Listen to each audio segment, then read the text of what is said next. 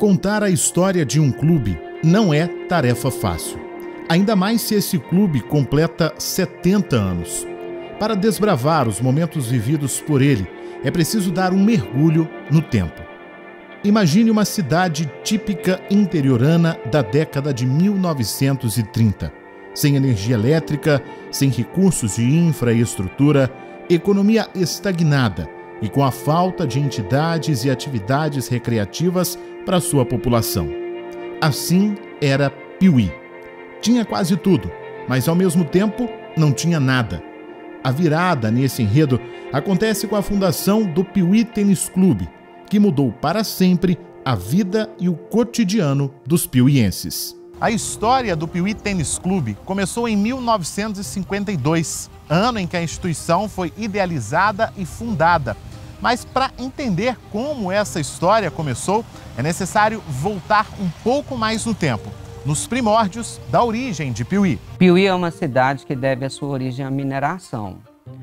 Por volta de 1731, um bandeirante paulista, radicado em Pitangui, decidiu buscar faísqueiras de ouro no Alto São Francisco, nas nascentes do Rio São Francisco. Então, João Batista Maciel organizou uma expedição e aqui encontrou algumas pepitas de ouro nos riachos que cortam a região. Voltou à sua cidade de Pitangui e espalhou a notícia de ter descoberto muito ouro aqui na nossa região. Então, os procuradores da Câmara de Pitangui resolveram organizar uma expedição formal. Vieram novamente no ano de 1731, porém o ouro não foi encontrado com a grandeza que se esperava. Ocorreu uma confusão, Batista Maciel foi preso como falso descobridor e algumas pessoas permaneceram aqui dando origem ao arraial que futuramente seria a cidade de Piuí. Ainda depois da emancipação de Piuí, Piuí continuava sendo uma cidade tipicamente rural, bucólica. A maioria da população vivia no campo e só vinha à sede da cidade nos finais de semana, participar das celebrações religiosas e de algumas outras festividades ou eventos, como eleições, por exemplo. Na virada do século XIX para o XX, Piuí continuava sendo uma cidade tipicamente rural e que oferecia poucos entretenimentos aos seus habitantes. O que havia de interessante na cidade eram cinemas, destacando que a maioria deles eram mudos e também alguns circos que chegavam aqui de vez em quando. Nas décadas seguintes, de 20 e de 30, começaram a surgir aí as primeiras tentativas de criar um clube social em Piuí. Porém, todas fadadas ao fracasso, porque não havia ainda um sentimento urbanizado e organizado daquela população. Na realidade, não havia um lugar para as pessoas irem. Tinha até o Grêmio, que de vez em quando havia alguns bailes lá, mas uma coisa assim, sem decoração, sem nada de especial, né? E também, de vez em quando, tinha umas festas nas casas de família, onde a gente ia, se divertia também. Mas o Piuí Tênis Clube é o Piuí Tênis Clube, não tem igual. Os meninos ficavam pelos barzinhos, pelas ruas, e foi o que me preocupou muito também isso, porque as crianças não tinham um divertimento bom para elas. Era bar, aprendia coisas que não precisava aprender, ficava na rua, os meninos jogando bilosquinha, bolinha e tal. Não tinha. Quando eu mudei, não tinha. Então havia essa lacuna na cidade, um clube que a gente pudesse ter um divertimento. O pessoal antigo, lembra disso, né? Aguentava muito bailes de carnaval, né? E participavam ativamente do carnaval, com fantasias, com desfile nas ruas, aqueles carrinhos antigos, né?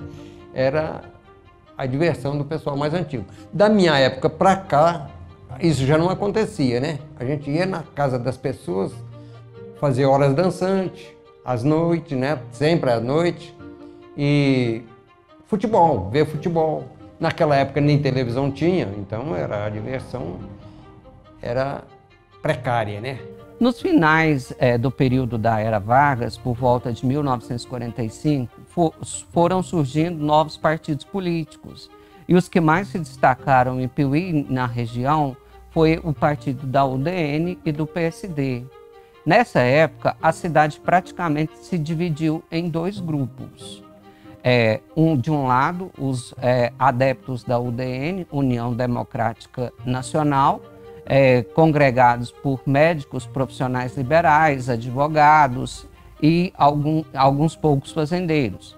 Esse grupo político defendia uma liberdade maior, uma democracia maior, uma diminuição no Estado social. Já o PSD era um partido mais voltado para os grupos agrícolas e que defendia um posicionamento político semelhante à forma com que Vargas governava. Alguns fazendeiros, também nós tivemos alguns médicos, alguns advogados, e o Padre Abel tornou-se uma grande referência desse partido, sendo presidente de honra. Essa rivalidade política, ela foi muito importante na história de Piuí, porque ela dividiu a cidade ao meio. Nós tínhamos a praça de baixo, que era a praça do PSD, a praça de cima, que era a praça da UDN. Nós tínhamos os bares que eram frequentados por partidários da UDN e os bares que eram frequentados por partidários do PSD. Nós tínhamos o campo do Atlético, que era do PSD, e o campo do América, que era da UDN. Nós tínhamos o hospital do PSD, o hospital da UDN. Nós tínhamos os farmacêuticos, que eram do PSD, e os farmacêuticos da UDN. E o pessoal mais antigo costumava brincar que os remédios da farmácia da UDN não faziam efeito por políticos ou por partidários do PSD, e vice-versa. Existem até alguns relatos de que essas rivalidades políticas impediram certos relacionamentos amorosos. Exemplo, pessoas que eram do PSD não permitiam relacionamentos de seus filhos com membros da UDN e vice-versa. Havia essa rivalidade.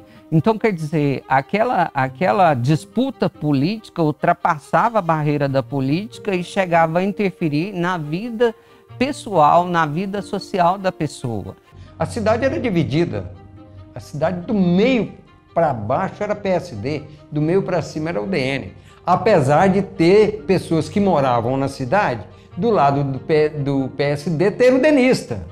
E do lado do denista ter PSD também, morando, né? Mas a convivência ou a cidade era praticamente dividida. Em termos de distração, Piuí teve 2 cinemas, porque um era no PSD, o outro era na UDN. Casa de saúde tinha do PSD e da UDN. Era o Hospital Dr. Oswaldo, o Hospital Dr. Moacir. Tinha médico do PSD e médico da UDN. Era gente das duas bandas, né, como se diz, né, dos dois lados. Então, não, essa rivalidade política foi antes, porque até um dos que falam que foi um dos mentores do roubo da mulher do juiz, né? Aí eles falam, ele foi um dos fundadores do clube, Maciel. Então, ele foi um dos fundadores também. Mas essa rivalidade vinha antes de UDN e PSD. Ainda nessa questão política, nós temos aí diversos casos muito interessantes relacionados à vida do cotidiano de Piuí na década de 40 e década de 50. Um exemplo é o confisco do motor elétrico do Padre Abel pela Prefeitura Municipal, que deu origem a uma briga judicial muito grande. Outro exemplo foi o sequestro da mulher do juiz. Dona Marina da Mota Moura, esposa do Dr. Alfredo Guimarães, viviam num hotel no centro da cidade de Piuí no início da década de 50. E os partidários do PSD andavam muito revoltados com a situação, com a atuação do juiz no processo eleitoral. Para fazer o alistamento eleitoral naquela época, era necessário provar ao juiz que sabia ler e escrever. Então, contam os relatos da época, se o candidato a eleitor fosse acompanhado por um cabo eleitoral do PSD, o juiz mandava escrever algumas palavras extremamente difíceis. Por outro lado, se o eleitor era acompanhado por um cabo eleitoral da UDN, o juiz simplesmente mandava assinar.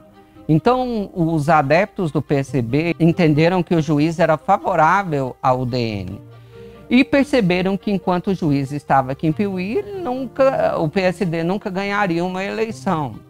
Diante disso, decidiram dar um susto ao juiz e uma comissão de membros do PSD resolveram sequestrar a mulher do juiz. Fizeram isso, levaram ela para um sítio na região dos Araras, como forma de pressionar o juiz para que ele pudesse ir embora. O juiz, no dia seguinte, a esposa do juiz, Dona Marina, foi devolvida. Houve toda uma comoção no estado inteiro. A Polícia Estadual veio participar, veio procurar a mulher do juiz, veio investigar aquela situação e ela foi devolvida, mas o juiz decidiu fazer as próximas eleições, saindo como vitorioso o candidato da UDN.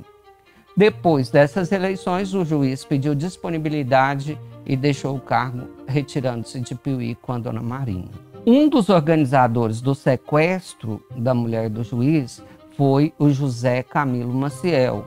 Ele era escrivão do crime, escrivão da delegacia de polícia e havia sido nomeado há pouco tempo para assumir essa função aqui em Piuí. Ele era adepto declarado do PSD e foi aí um dos mentores e organizadores desse movimento do sequestro da mulher de juiz. E o Maciel eu conheci assim superficialmente, mas era uma pessoa muito dinâmica, muito boa pessoa e estava também metido em todas as coisas boas aqui que foram fundadas em Piuí, ele estava presente. Antes que qualquer pessoa faça um juízo negativo de José Camilo Maciel, é importante a gente destacar o seu papel social no desenvolvimento de Piuí. Ao mesmo tempo que ele promove esse sequestro da mulher de juiz, ele é um dos idealizadores da criação de um clube social em Piuí. Ele, como viveu muitos anos em grandes centros urbanos, admirava-se de uma cidade como Piuí, naquela época, no início da década de 50, não ter um clube social onde as pessoas pudessem se divertir, onde as pessoas pudessem se encontrar, se confraternizar. Então ele reúne um grupo de pessoas, 33 pessoas para ser mais exato, e cria ali naquele grupo a ideia de fundar um clube social em Piuí. Assim nasce o Piuí Tênis Clube. O nome do clube, Piuí Tênis Clube, foi dado à instituição no dia da sua fundação. Foi sugestão do idealizador José Camilo Maciel. Curioso é que a prática de tênis não era popularizada em Piuí. Não havia quadras sequer para a prática desse esporte na cidade e a maioria não sabia nem o que era.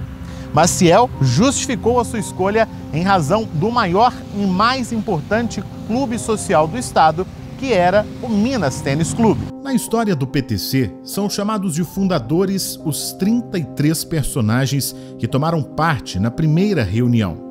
É inegável a contribuição de cada uma dessas lendárias personalidades na origem e na consolidação do clube social, que se tornaria logo o Piuí Tênis Clube. O clube era necessário, super necessário para os jovens para ter uma vida social, porque não existia uma vida social para os jovens. As horas dançantes eram feitas nas casas das pessoas, entende? E o neném acostumado com a vida de Belo Horizonte, do Minas Boy, né, que ele era, né, Belo Horizonte, as festas e as horas dançantes aos domingos no Minas Tênis Clube. Ele sentia falta quando veio aqui, então ele aderiu ao movimento de criação do clube, mas sempre participou das atividades do clube, tanto da diretoria como nas ações que eram necessárias, né? Havia uma movimentação muito grande na cidade em torno do clube. O PTC iniciou as suas atividades de imediato em razão do aluguel do salão do Hotel Cassini, no segundo pavimento do prédio fronteiro ao cinema, que tinha o mesmo nome. Na parte térrea funcionava um bar. Em 1956, pensou-se então em construir uma nova sede. O PTC adquiriu do senhor José Neca da Costa um terreno na Praça Doutor Avelino de Queiroz para a construção de uma nova sede que atenderia às novas demandas do clube. Mas depois dos 15 anos eu comecei a frequentar o clube e ele era como ficou muitos anos, já com o Hotel Cassini já todo aberto, né, funcionando onde é hoje a boate. E aí ficou durante uma temporada grande. Depois, o cinema embaixo, o Cine Cassini, foi transformado em salão social, e que a gente tinha os grandes carnavais, bailes de carnaval e tudo. O clube era na sala de café do Hotel Cassini, né? E ficou muito acanhado, então eles quiseram derrubar os quartos, né, para poder aumentar o salão. Para isso, os dois cassines, né, os proprietários ficaram muito inseguros, porque eram os jovens que estavam lá à frente. Então, eles queriam uma proteção, né, uma proteção maior. Então, quem assinou foram avalizados pelo seu Tunico, pai do Nenê, pelo Nico Ferreira, me desculpe, outra pessoa que eu não me lembro agora. Então, nessa conformação, o clube funcionou durante muito tempo, sabe?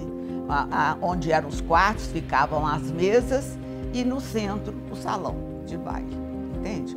Para depois a transformação do cinema, que não foi tão grande assim, né?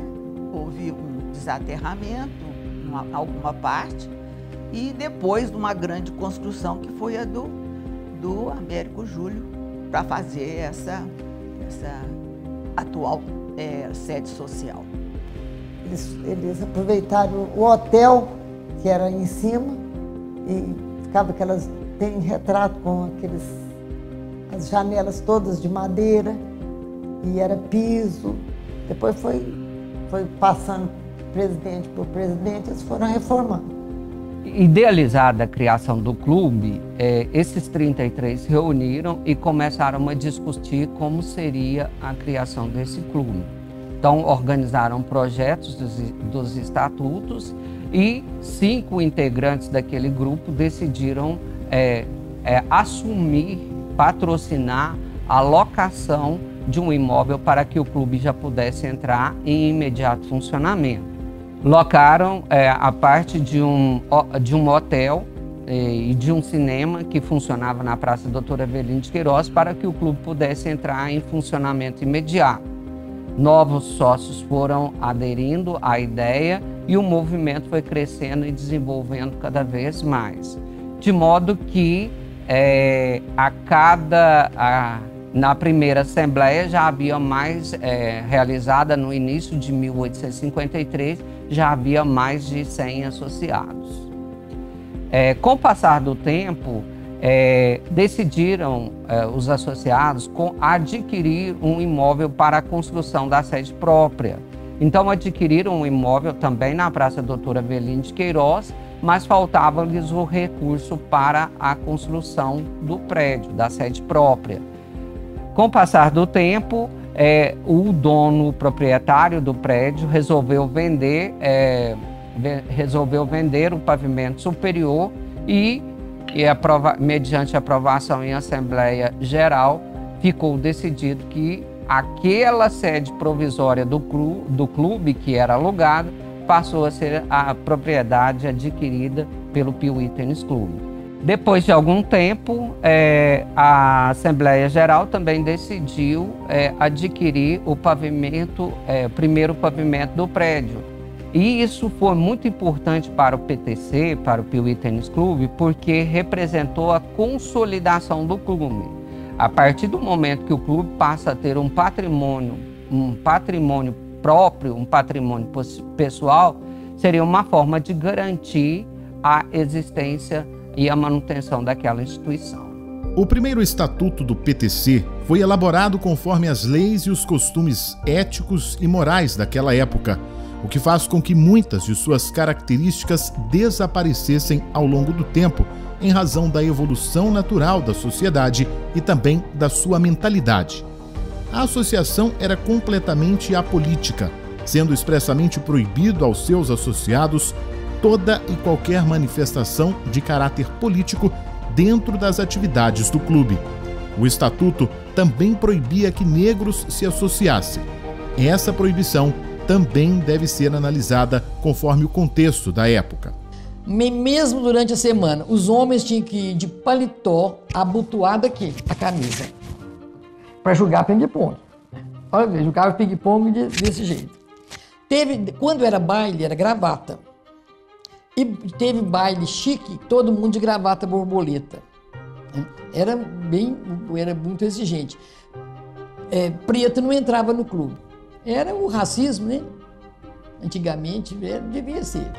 Dançava, não podia dançar de rosto colado.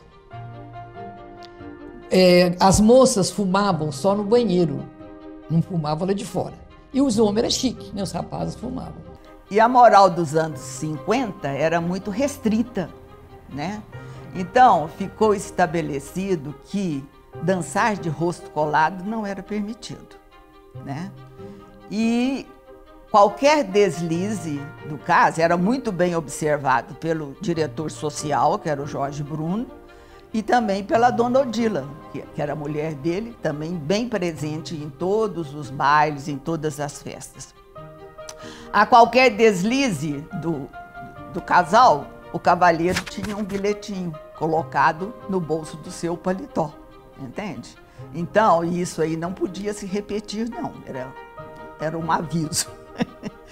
O Nenê mesmo foi expulso de um carnaval porque ele comprou um saco muito grande de confete e começou a arrastar esse saco no salão e ia pegando um monte e ia jogando nas pessoas. Aí teve o balão decretado pela diretoria do clube, né? O PTC, por muitos anos, foi literalmente um clube do Bolinha, pois admitia apenas sócios homens. Naquela época, mulher não podia se associar ao clube. Menores de 15 anos não podiam participar dos bailes e horas dançantes noturnas, mesmo que acompanhado dos pais. Além disso, nos primórdios do PTC, os sócios deveriam se apresentar trajados decentemente, não sendo permitida a entrada à noite sem gravata. A exigência de vestimenta social estava ligada às regras de etiqueta e boa educação daquela época. Não podia entrar sem paletó e gravata. Então os rapazinhos da época já começavam a se revoltarem com isso. Então era muito comum, ele era chamado na porta porque fulano quer entrar e ele falava, volta lá, rapaz, põe um paletó, pega do seu pai, se você não tiver, pega um paletó do seu pai e tal, porque ele era muito maneiroso, ele era finíssimo, educado, um gentleman. Então ele impunha sem fazer horror para ninguém. Mas era rigoroso demais. Não deixava os casais ficarem muito agarradinhos no baile. Ele chegava e falava assim, vamos separar aí um pouquinho? Vamos. Ele era muito antigo, né? Ele era daquela criação que vem de baixo para cima. Aliás, de cima para baixo. Então ele era rigoroso. Não, beijinho já tá doido. Não podia nem gostar o rosto.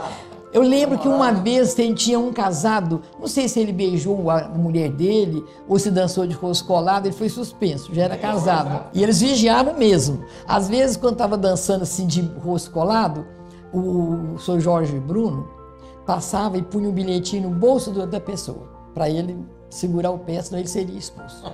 Olha, cuidado que você está dançando de rosto colado e você pode ser expulso. Aí a pessoa via o bilhetinho e venerava. Os bailes eram exclusivamente para as famílias dos sócios, sendo que não era permitida a entrada de pessoas moradoras da cidade que não estivessem no quadro social do clube. O acesso às dependências do PTC se dava através de uma carteirinha de identidade pessoal e intransferível. O sócio ou dependente era identificado com uma foto nessa carteirinha. Além de um passaporte para os eventos, piscinas e quadras, a carteirinha do Piuí Tênis Clube era um atestado de status social. Os sócios tinham orgulho e prazer de exibir a sua carteirinha. Se não tivesse uma carteirinha, você não entrava, né? Alguns presidentes não permitiam que dançasse de rosto colado. Eu não me lembro qual era esse presidente, mas tinha isso também. Não pode dançar de rosto colado. Desde que foi fundado, as festas e bailes realizados na sede social do Piuí Tênis Clube movimentavam a cidade durante todo o ano. Era comum ter um calendário anual das tradicionais festas promovidas pelo PTC, eventos que até hoje vivem na memória de quem fez e faz parte do clube. Então, quando fundaram o Piuí Tênis Clube, e aí a gente já teve festa, porque logo eles já frequentavam, já funcionaram no prédio que é hoje a sede social, né? Ali, porque eles aproveitaram, ali era um cinema. Então, eles compraram o prédio pronto, só remodelaram depois, futuramente. Mas na época, então, já havia bailes, já podia, porque já tinha um salão. Nós tínhamos carnavais maravilhosos, famílias inteiras participavam, os rapazes, as moças com a gente que era casado, com os casais casados. Então nós fazíamos blocos, muito bonitas as festas. Quando o Theo, meu marido, foi presidente, ele tinha um gosto para trazer gente boa aqui para fazer festa. Ele trazia blocos maravilhosos, trazia as Miss, naquele tempo estavam muito em evidência, a Miss Minas Gerais, no segundo lugar, a terceiro. Então ele trazia, eram aquelas festas lindas. Então ele trazia festas lindas, orquestras, trazia umas orquestras, ele tinha um gosto extraordinário. E foi aí que eu te falo que ficou muito dinheiro nosso enterrado lá. Porque quando ele terminava o baile, que ele ia acertar com as orquestras, com as pessoas que vinham, o dinheiro da festa não dava. Ele, enfiava a mão no bolso. Então, ele ajudou muito nesse princípio e depois também. O baile de carnaval era uma delícia. A gente dançava muito em cordão, né? Tinha orquestra, Geraldo Firmino, mas não sei quem, era um espetáculo. Eu passei a ser a diretora social do clube na gestão do Álvaro. E eu falei para ele, olha, Álvaro, é uma responsabilidade muito grande, né? E eu quero autorização para eu convidar amigas minhas para me ajudar. E é perfeitamente, pode fazer como você achar melhor. Bailes, principalmente bailes e comemorações. Festa de São João. Olha, a gente enfeitava o clube como se fosse uma cidadezinha do interior, bem interior mesmo, aquelas casinhas na pista de entrada. Em cada lado a gente fazia uma casinha e botava o nome de que era. Era lugar de você fazer um lanche ali, era para beber uma pinguinha, o outro, coisa assim bem da roça, sabe? E a gente fazia a quadrilha, convidava quem quisesse, podia participar da quadrilha. E meu pai, segundo o Bruno, é que ensaiava a gente. Papai adorava essas coisas. Eu sou bem criativa. Falei assim, a gente podia fazer então um arraial, né? Montar um arraial. E fizemos um arraial, todo mundo ajudando, né? Fizemos um arraial. Aonde tinha grade, nós fizemos um muro de papelão, ficou igualzinho o muro. Pintamos o muro com tinta de parede mesmo. Escrevemos aquelas propagandas da época, casas pernambucanas, tecidos marca olho, sabonete B para você, tudo escrito no muro, tá? E lá fizemos, tinha uma rampazinha assim, nós fizemos uma ponte. Pusemos bambu em volta e tudo, e lá dentro é que foi o arraial. Quando era assim, baile da primavera, a gente punha roupa colorida, né? Com flores, com um ombro só, muito decote. Era muito bonito, tudo bonito, as roupas muito bonitas, minha irmã vestia muito bem.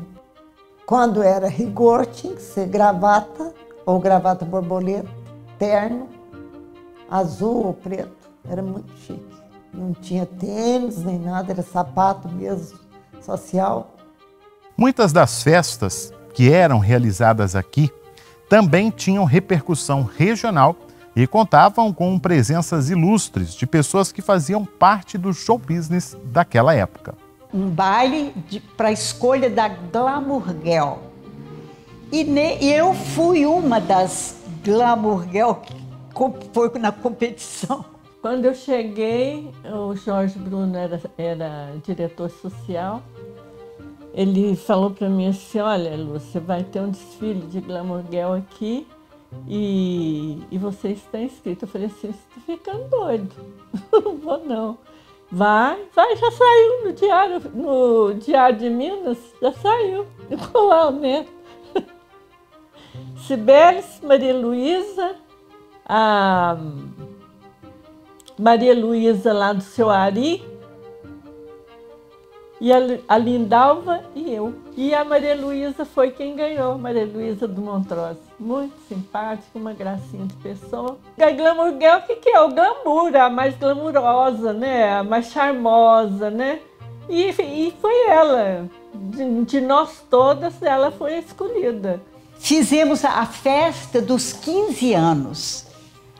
Aí, o dia que eu falei assim, gente, vamos fazer a festa dos 15 anos? Essa festa que a menina sai da infância e entra na época de ir aos bailes, de namorar, né? Então, vamos fazer? Ah, vamos fazer. Aí, um dia eu estava aqui na porta, a Lúcia Mesquita, ela tinha umas ideias maravilhosas. Ela passou e falou assim, Cibele, eu estava pensando se o Álvaro se importaria da gente pegar aquela roda gigante, né, o nome, roda gigante que tinha ali no parque, levar lá para o clube. Aí ela me falou o que ela pretendia fazer. A roda gigante toda pintada em dourado. Em cada cadeirinha eu colocava um arranjo de flores representando cada amiga, tá? E aquilo lá iluminado. Cada cadeirinha tinha um arranjo de flores iluminado.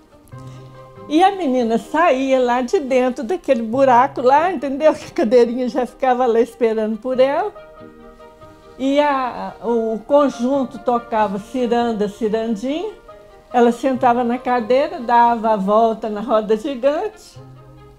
E o pai estava ali esperando por ela. Eu devo muito ao seu Álvaro, porque ele me proporcionou a oportunidade de saber que eu daria conta de fazer aquilo, sabe?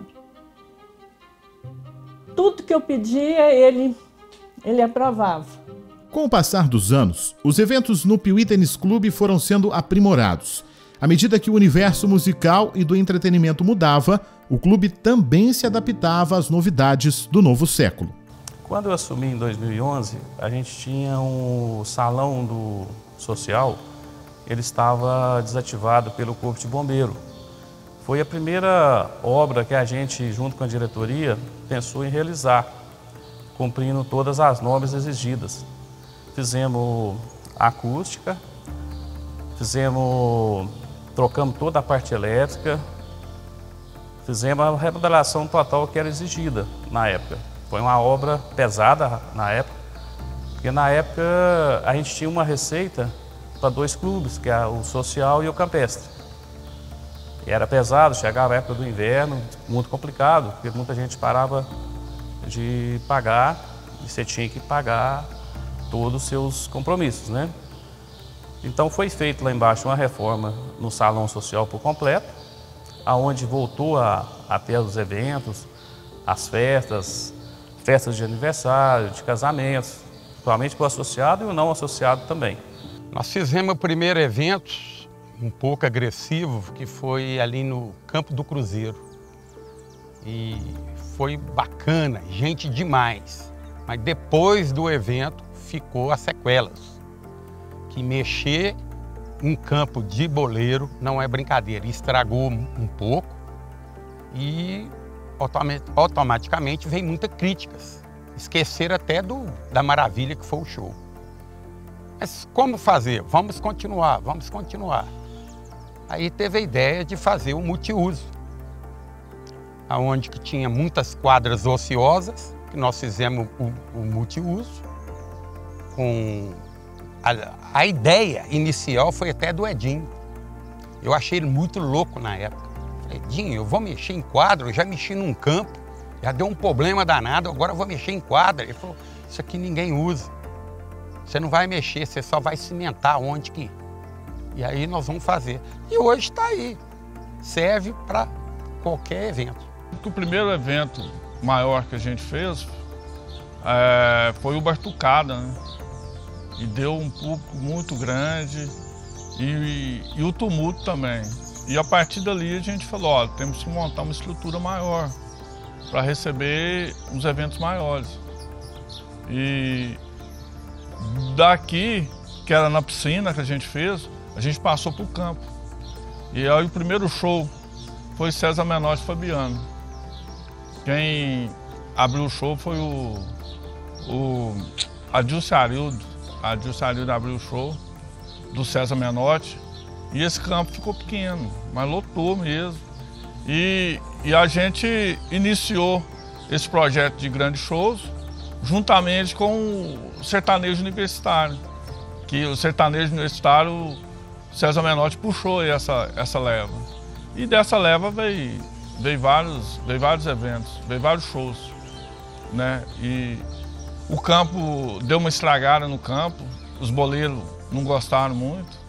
E eu chamei o João Leite e levei o João Leite lá para o espaço, que eram as quadras. E falei, ó, João, nós tá sem espaço, nós podíamos fazer um espaço aqui.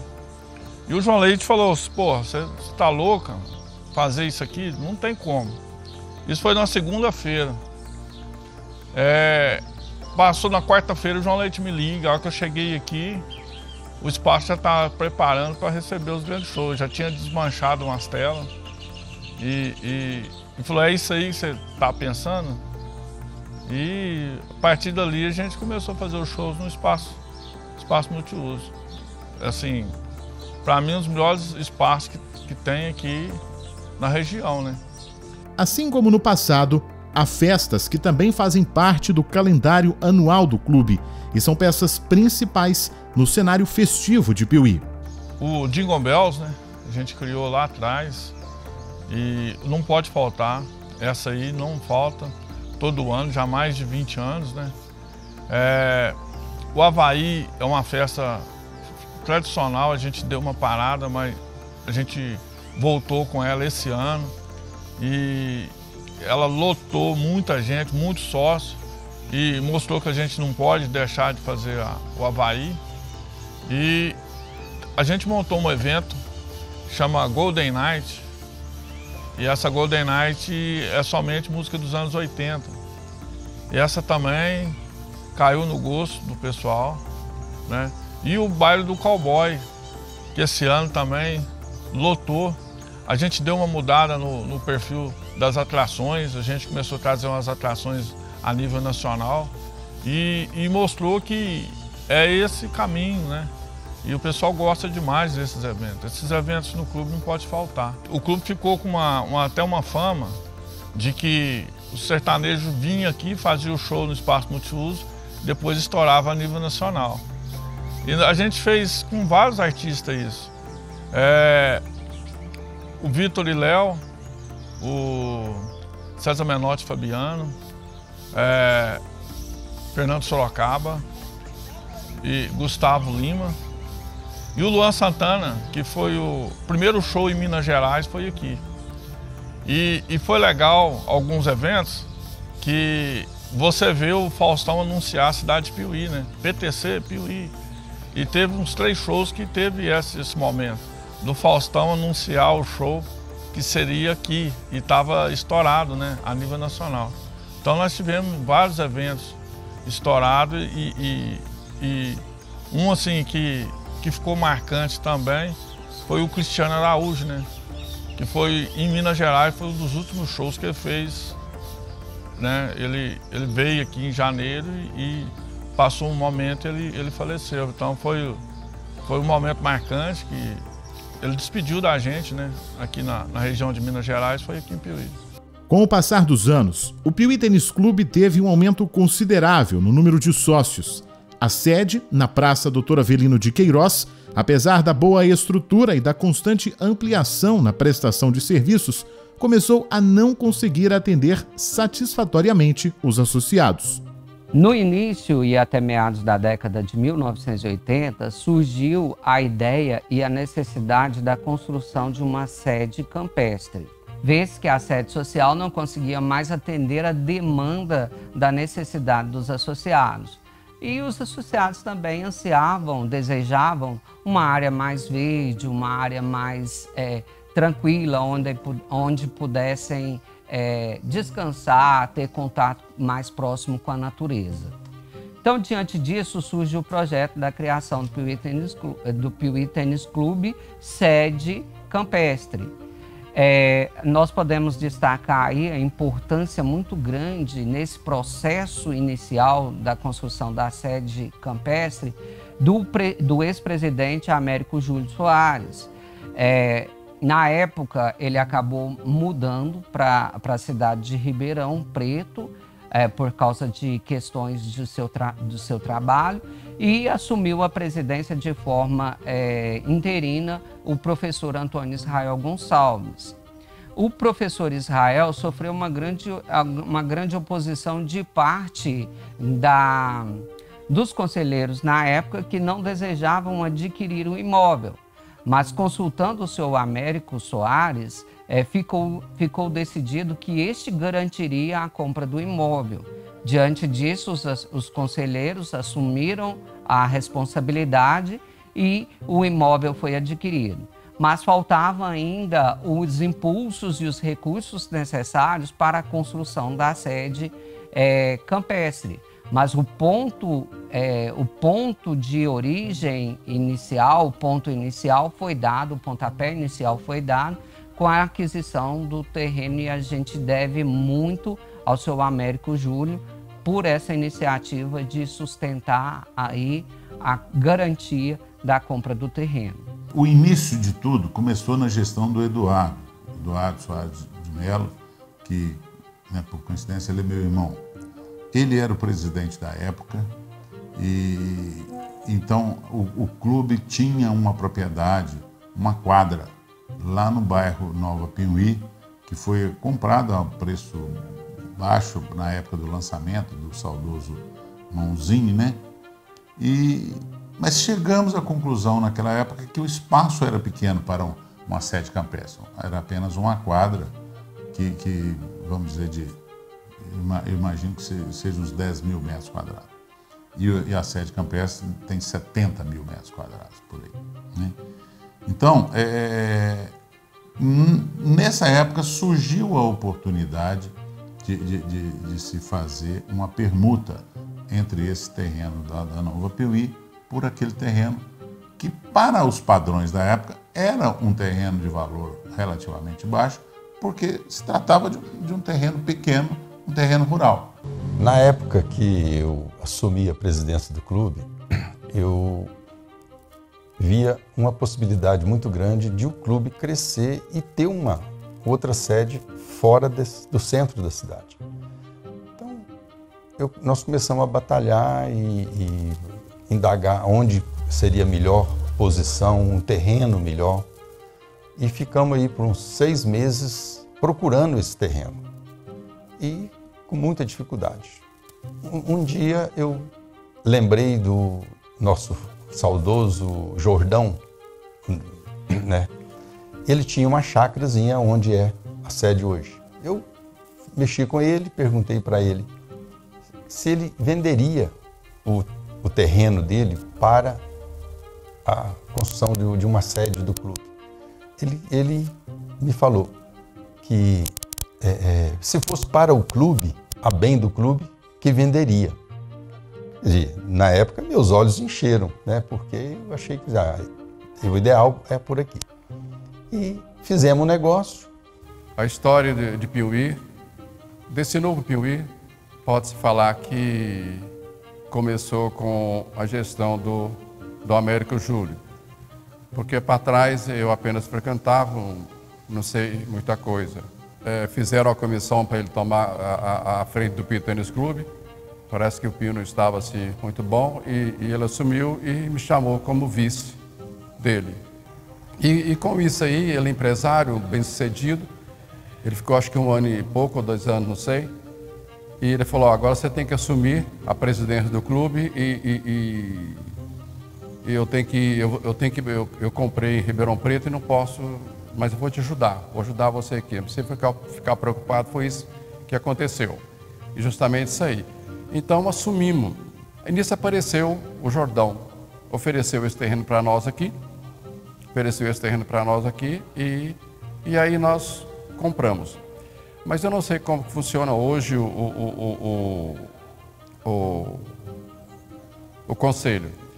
O presidente só pode gastar, naquela época era só R$10.000. Aí o conselho falou, nós não aprovamos para você comprar o terreno ainda não.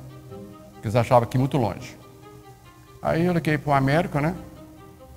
Eu tinha uma loja na Santo Antônio, liguei para o Américo, o Jordão quer vender um sítio, e o sítio é muito bom, serve para nós, mas o pessoal não quer liberar o dinheiro. Não, pode, fecha o negócio, Israel. Aí que entra a história do Américo, fecha o negócio, que eu cheguei e resolvo. Mas aí fechamos o negócio, quando ele chegou no final de semana, aí o conselho já liberou tudo e tal, e compramos o terreno aqui. A época que foi feito, foi feita uma sede campestre que quando foi concebido, né, era uma sede fora do município. Naquela região ali não tinha nada, a cidade terminava ali na ponte, né, na ponte no final da Padre Abel ali. Ali a cidade terminava e lá no local onde é a sede campestre hoje, lá era uma propriedade rural, era um sítio, né, que exercia atividade rural lá, normal, vaca, plantações, era realmente um sítio, né? Alugamos 2 tratores aí começamos a terraplanagem inteirinha, fizemos umas coisas aí e depois, nessa época a gente trabalhava muito, né? Falei, Eduardo, nós temos que arrumar alguém para tocar isso aqui, sabe?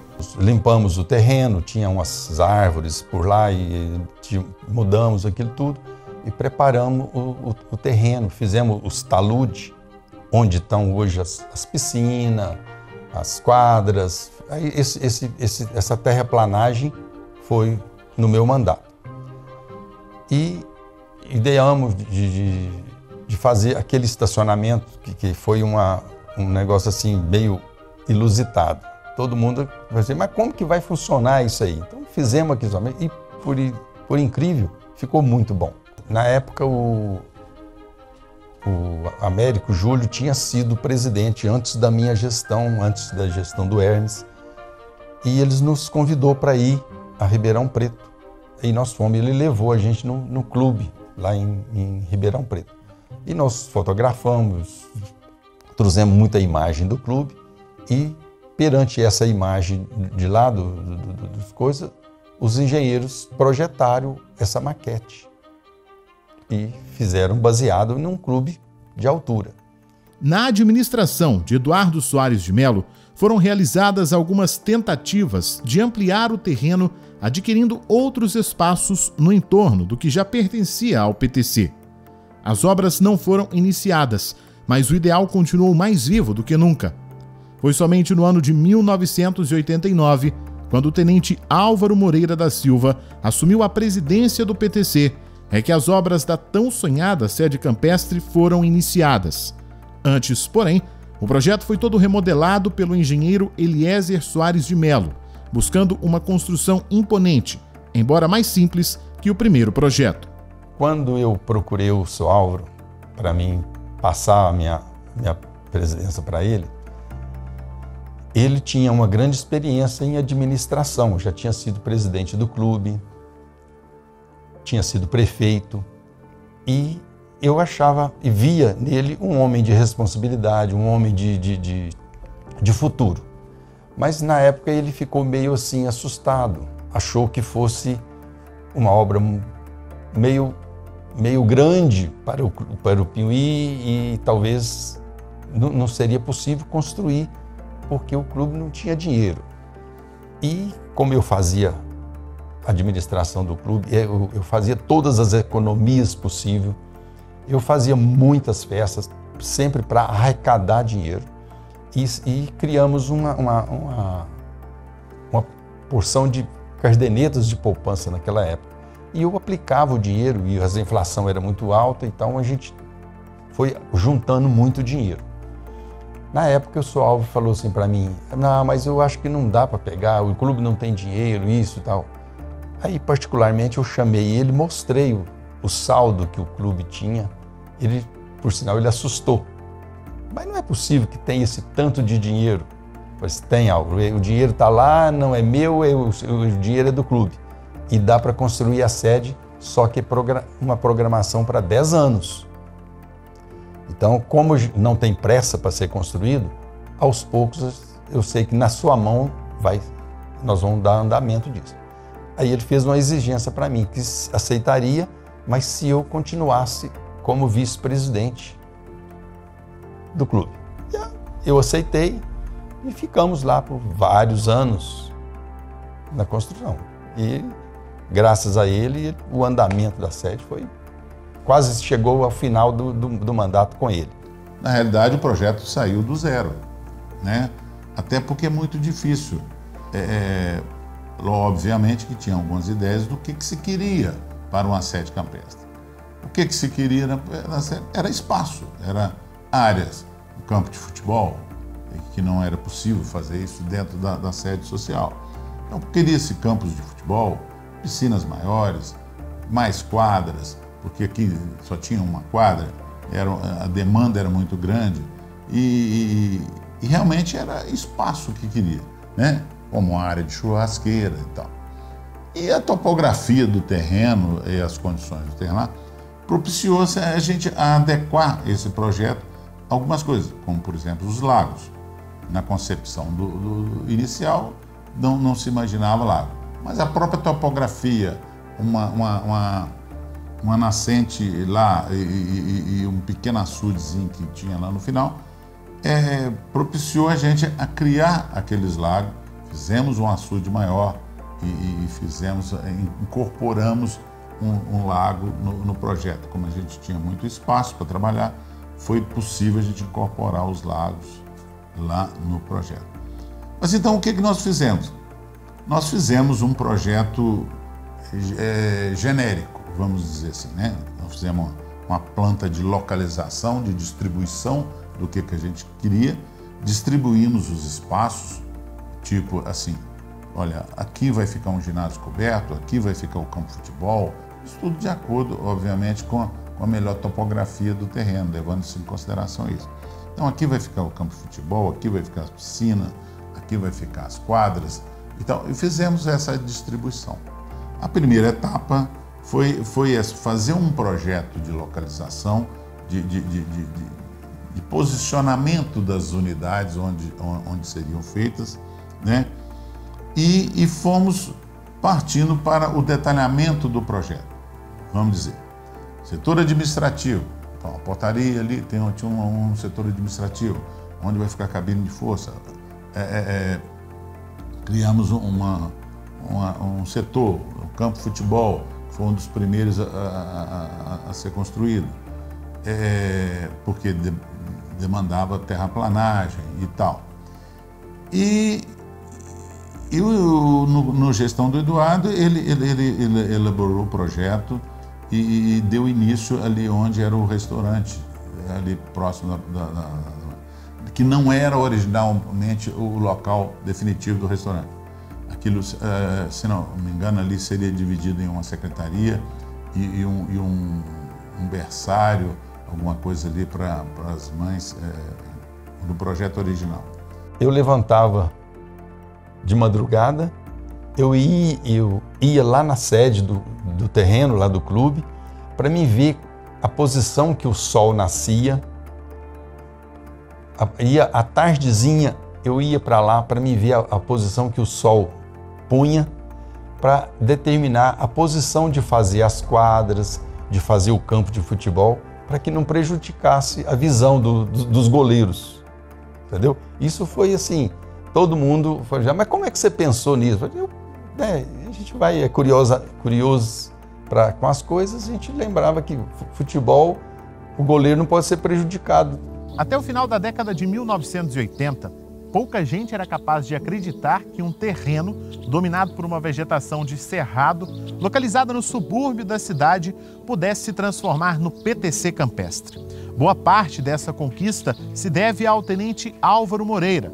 Com sua equipe, assumiu a árdua missão de colocar em prática a construção da tão sonhada sede campestre. Ele tinha um projeto que ele tinha que seguir, arquitetônico e de engenharia, e de drenagem de terreno e de ordem, que ele falava, bom, ou eu conto com uma prefeitura que possa vir nos auxiliar, ou esse projeto não sai do papel, porque eu teria que alugar maquinários, coisas muito robustas, que para o clube, para os sócios, sobrecarregaria a uma condição que não seria possível realizar. Né? E ele falava, a Cláudia apontou isso com a gente, o papai falava, há sócios que estão com a vida muito tranquila, então a mensalidade é tranquila, há sócios que trabalham de modo sacrificante e é um sacrifício pagar a mensalidade, então a gente não pode sobrecarregar. Então assim, a ponto de aproveitem o lápis até a última. Não, pai, mas a gente não consegue mais pegar no lápis. Acopla uma tampa de caneta. Corta aquela pontinha, acopla, o lápis fica grande. Vocês não vão jogar lápis grande no lixo. Porque tem gente que trabalha muito para conseguir pagar a mensalidade.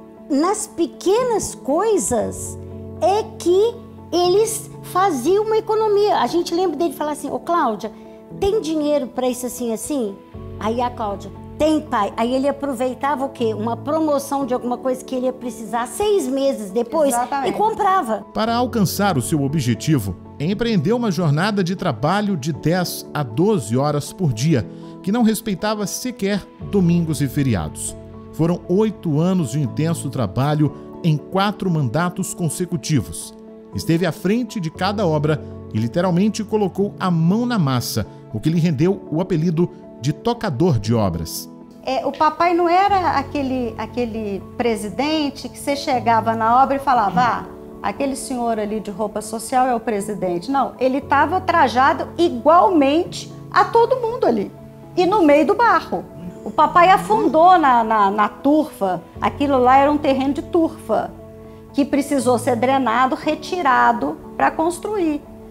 Vira e mexe, papai chegava com marca assim, aí passava 2, 3 dias, aquilo ficava arroxeado, a mamãe falava, Álvaro, o que? Não, Norma, é porque 3 dias atrás eu tive que ser içado, porque ele afundou lá. Então o pessoal jogava a corda, ele amarrava a patrol, aquela retroescavadeira, puxava assim, ó, e levantava o papai e arrancava ele lá, porque era como se fosse uma areia movediça. Ele saía daqui 6 horas da manhã e dava 8, cadê o papai? Dava 9, a mamãe falava, gente do céu, aconteceu alguma coisa, porque a gente já ligou, fulano, todo mundo já está em casa. Por que seu pai não? Aí ela ligava, às vezes o Ronaldinho vinha de carro, não, dona Norma, vou lá. Aí ia com a mamãe, tava o papai lá no meio do breu, com mais 2 ou 3 que chegaram depois para mexer ou na parte de drenagem, ou para ficar fiscalizando para ver de onde estava vazando uma determinada água, ou para já deixar organizado uma estrutura para quando chegasse o maquinário, ou até mesmo fazendo uma coisa que ele adorava, e que o Alexandre está seguindo o mesmo caminho, que é mexer com a eletricidade. O Álvaro era uma pessoa que tinha uma disposição incrível para trabalho e para execução de obra. Até hoje eu me lembro de casos hilários do seu Álvaro, né? Que quando a gente estava tocando lá, aí quando ele assumiu, ele já partiu para a construção verdadeira. O seu Álvaro era uma pessoa que ele dedicava em tempo integral à construção da sede campestre. E eu me lembro por várias vezes que a dona Norma, a esposa do seu Álvaro, dava 8, 9 horas da noite, a dona Norma, preocupada que o seu Álvaro não tinha aparecido, ele estava lá trabalhando. E várias vezes eu fui lá, atrás do seu Álvaro, buscar o seu Álvaro, ele 9 horas da noite lá, dentro de uma vala, mexendo com obra, ele se perdia no tempo, e era uma pessoa assim. O seu Álvaro foi uma pessoa de um valor impressionante, né? Porque ele adquiriu um terreno que hoje é uma maravilha, né? O seu Álvaro, ele trabalhava ali mesmo como se ele fosse um pedreiro. Ele trabalhava, ele fazia tudo lá. Ele vivia lá, era a vida dele. Começaram a surgir da terra as primeiras edificações, restaurantes, vestiários, portarias, estacionamento, fundações do setor esportivo, quadras e campos. Aproveitando a água de uma nascente, foram construídos 3 lagos artificiais que embelezaram e suavizaram o visual, criando novas opções de lazer e divertimento. Foram plantadas inúmeras árvores, animais como gansos, marrecos, patos e cisnes, variadas espécies de peixes e alevinos. Criaram um ambiente propício e adequado para a apreciação da natureza, contemplação, descanso e prática da pesca esportiva. Aquele campo de futebol lá, ele é drenado, quase ninguém sabe disso. Nós fizemos um sistema de drenagem com bambu, né? Com bambu, que é um esquema talvez até milenar. E o seu Álvaro tinha essas sabedorias, talvez, né, olhar lá das Forças Armadas que ele trabalhava, e tinha essas alternativas muito interessantes. Então nós fizemos lá a drenagem daquele campo todo com fechos de bambu, e que é um sistema de drenagem altamente eficiente, está lá até hoje, e é um dos campos mais bem drenados da região. O Piuí Tênis Clube não teria acesso à Avenida Francisco Machado de Souza. Para que isso acontecesse, foi negociado a doação de parte de um terreno do senhor José Alves da Costa, Neném Tunico. E essa doação foi extremamente importante porque possibilitou o acesso às dependências do Piuí Tênis Clube através da Avenida Francisco Machado de Souza. O senhor Álvaro deu um grande impulso na obra, realizou, digamos que em torno de 70% a 80%, construiu as portarias, construiu as piscinas, construiu os campos, construiu os lagos que compõem a sede social. Mas, já cansado e necessitando de descanso, ele passa a presidência ao senhor Antero Magalhães Viotti, que coube a responsabilidade, junto com seus conselheiros, da finalização da obra. Então ele constrói o poliesportivo, ele cobre algumas quadras e realiza outras obras de extrema importância. E na cabeça do papai, ele tinha um ideal de permanecer por mais uma gestão, porque ele falou, eu em mais uma gestão, eu entrego tudo pronto. Como acontece na sociedade, e a gente vê isso todo dia, tem sempre alguns cabeças que antevêm, vamos dizer assim, antevêm coisas que iriam beneficiar determinadas pessoas, certos grupos, exatamente. E aí fizeram o que foi o quê? Tirar o papai porque fato é, tiraram o papai da direção, cogitaram até a possibilidade dele ser um vice-presidente. Ele preferiu, ele falou, não, para ser vice-presidente, ou não, porque ele tem o ritmo dele, mas ele falava, mais uma gestão, eu entrego tudo o que eu prometi. Quando o Campestre já estava implantado, quando houve a criação da Avenida Francisco Machado, a avenida passou no meio de um terreno nosso. Então, automaticamente ele já falou, isso aí eu vou doar para o Pinhuí Tênis Clube, porque o Pinhuí só tinha aquela entradinha, né, onde rumo lá da portaria, e aquela outra parte toda que desce até chegar lá no restaurante lá, no João Bosco também. Então aquela parte toda ali ele fez a doação para o clube. Quando nós assumimos o PTC, ele estava passando por uma fase muito difícil, porque foi inaugurada a sede campestre e as despesas aumentaram muito com os funcionários, manutenção de área verde, piscinas e tudo. E a quantidade de sócio era a mesma que tinha do clube social lá embaixo. E aí, por causa disso, o clube começou a passar dificuldade financeira. Né? Então, nós assumimos com bastante dívida. Pegou um negócio muito complicado, 2 meses de energia atrasada. E logo nós assumimos, recebemos a carta da CEMIG, se não pagasse até daí 6, 10 dias, a energia do clube ia ser cortada. Então, assim, nós tínhamos que vender uma Kombi que tinha aqui para pagar essa energia, depois tinha um Gol vendendo, para pagar as outras que vinham. E começamos a desligar as luzes do lago, onde o pessoal caminhava, para economizar energia, nas quadras, fazer tudo com a contenção de despesa. Foi o mais desafiador para nós, na minha gestão, foi pagar as dívidas que tinha. Como eram poucos sócios, aqui parecia que estava vazio todo dia. Você chegava aqui, às vezes tinha muito carro de fora, você chegava aqui dentro e não tinha gente. Então ficava um negócio estranho. E agora com esse aumento na quantidade de sócios, né? Parece que você vê que é um lugar mais aconchegante, mais bom de frequentar, né? Com mais pessoas participando. Fundaram esse clube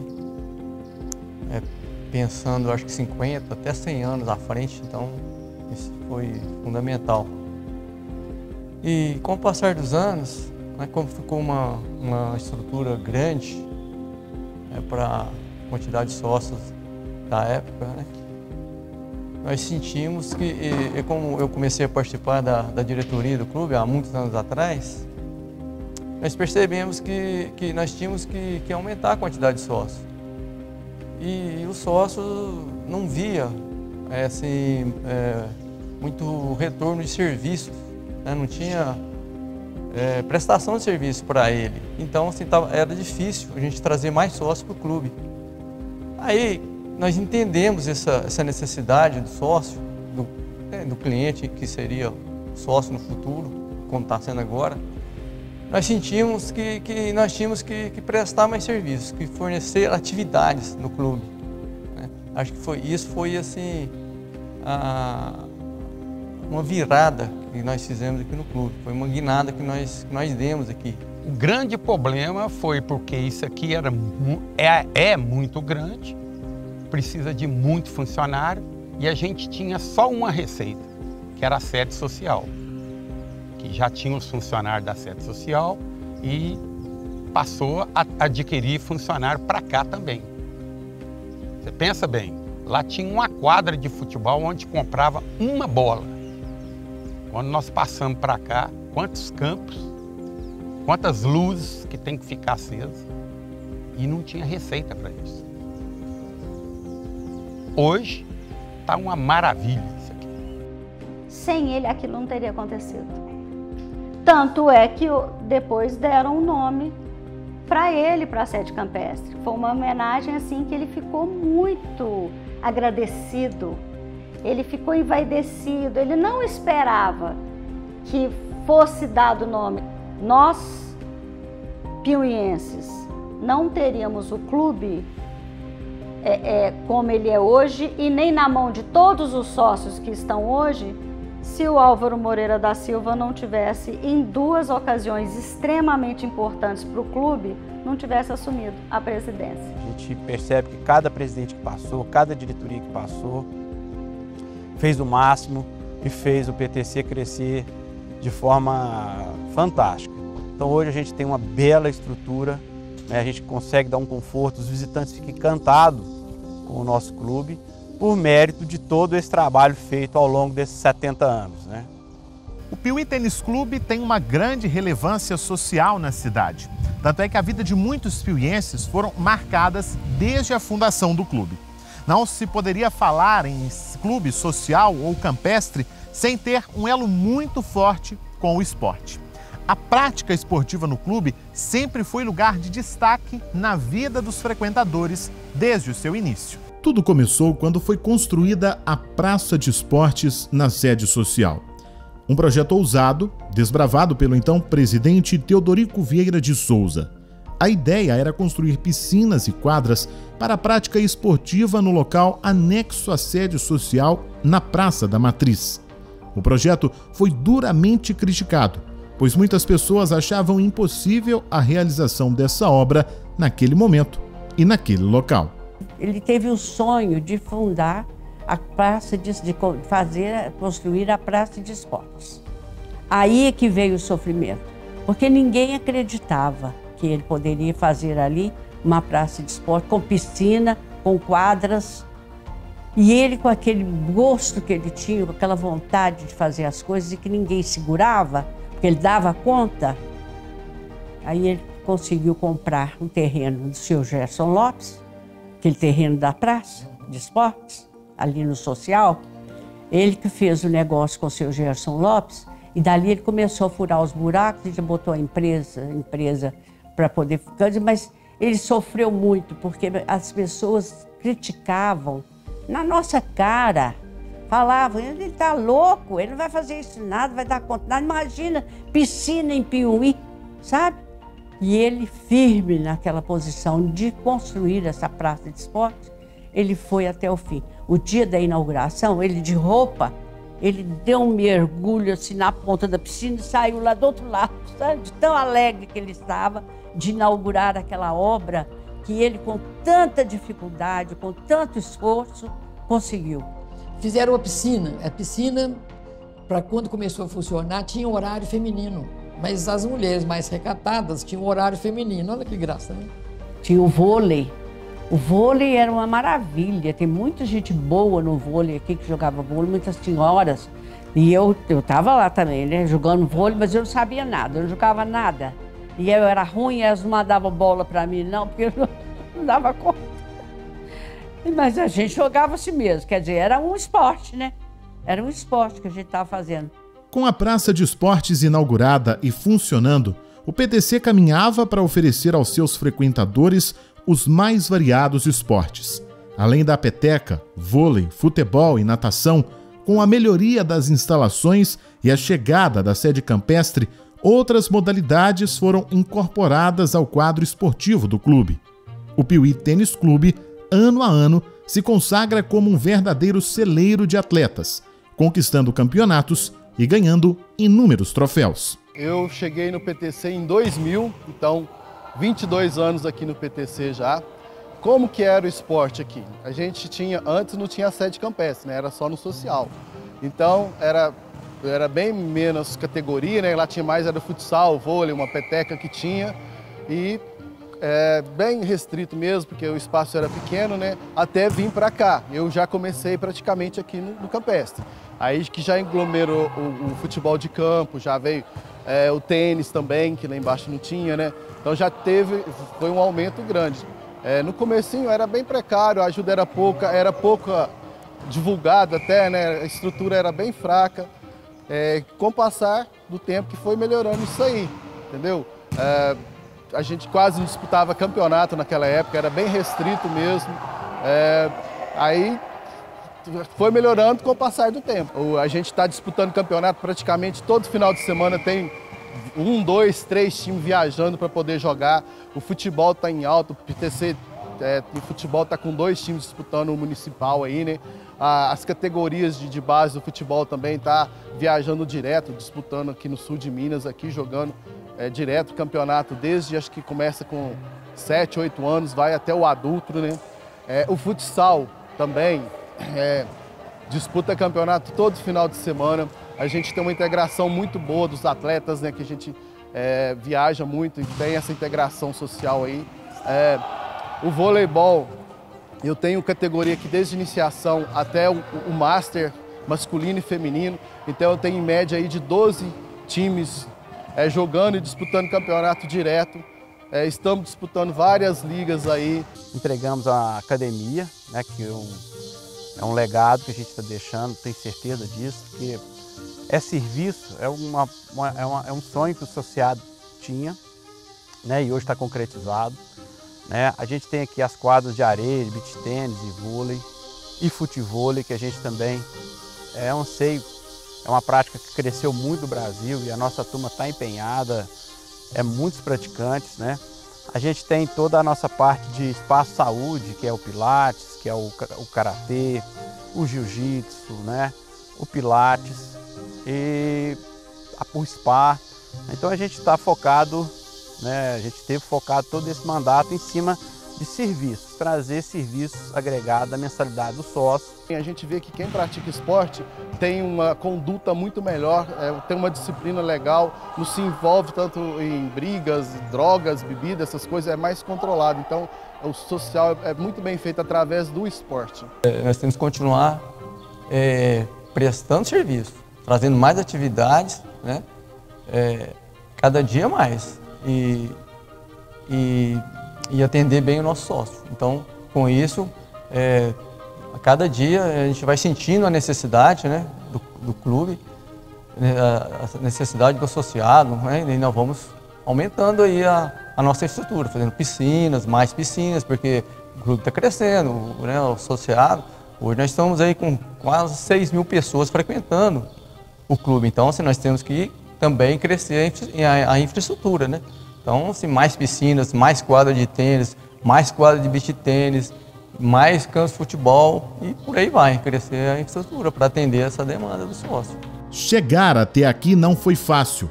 O Piuí Tênis Clube tem muita história para contar. Ao olhar para o passado, fica o sentimento de gratidão e orgulho em ver uma instituição crescer de forma sólida e encarar as intempéries cotidianas. Mas é preciso sempre mais. É necessário olhar para o futuro. Tudo é evolução. Tudo muda a cada momento. E o PTC, nos seus 70 anos, provou que é capaz de se adaptar, desenvolver e crescer em meio às mudanças. Hoje o clube não é mais campestre, né? Já é o clube urbano. Então a gente já viu que a cidade vai chegar, né? Vai rodear todo o clube. E a gente entende que o clube hoje não tem mais, sabe, o que a gente tem para os anos seguintes aí é muito trabalho. Tenho certeza disso, que os próximos presidentes não vai deixar essa pegada cair, né? E a gente trazer cada vez mais serviços, né? Mais conforto para os nossos associados. E aqui já passaram várias gerações e as gerações futuras que vão vir também têm o prazer de desfrutar essa beleza que é o Piuí Tênis Clube. Planejando já o futuro, já pensando em grandes obras, a gente já está concretizado a parte do plano energético, né? Que é a nossa fotovoltaica, né? A substituição de todas as lâmpadas do clube por LED, a piscina semiolímpica aquecida, né? Coberta, para a área de serviço, hidroginástica, natação. A gente tem o resort, né? Que é também um sonho nosso, né? De ter os nossos apartamentos, tanto para os sócios quanto para turistas, né? A gente explorar essa parte do turismo. Então a gente tem que cobrir quadras, que a gente sabe que hoje são muitas escolinhas, a gente só tem uma quadra coberta, então a gente está com grandes projetos aí para frente e nós vamos concretizar se Deus quiser. Ao chegar aos 70 anos, o Piuí Tênis Clube se consolida como um dos melhores clubes da região. Um clube à frente de seu tempo, experiente, com inúmeras vivências, histórias e conquistas, e que agora segue rumo ao seu centenário.